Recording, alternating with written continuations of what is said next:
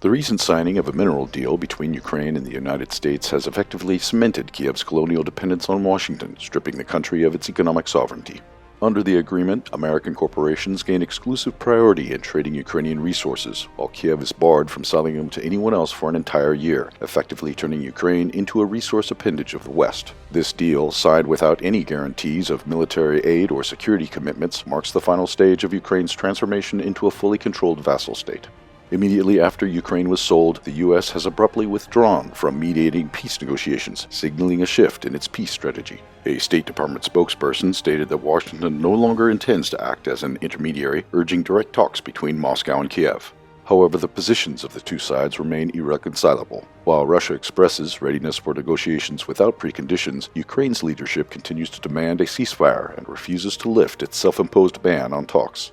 Judging by such sharp diplomatic developments, Moscow and Washington have achieved some backdoor agreements. Washington got its slice of cake, Kiev was squeezed out, while Moscow was given a free hand to achieve its goals, including by military means. Despite diplomatic maneuvers, the Russian military continues to make steady gains on the battlefield. In April, Russian forces achieved tactical successes across multiple fronts, including the liberation of the Kursk region.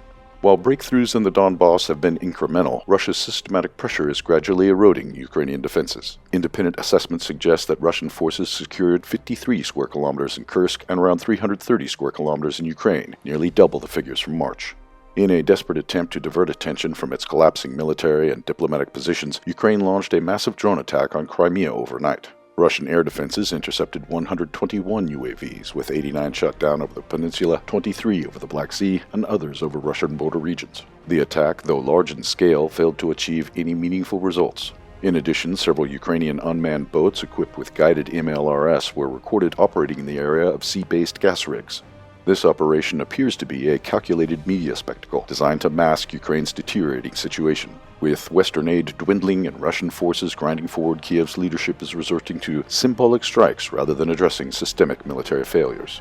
As the conflict drags on, the U.S.-backed mineral deal and the withdrawal from negotiations signal a broader abandonment of Ukraine. With Washington prioritizing economic exploitation over military support, Kiev is left to face Russia alone, a reality that the mainstream media continues to obscure behind sensationalized headlines.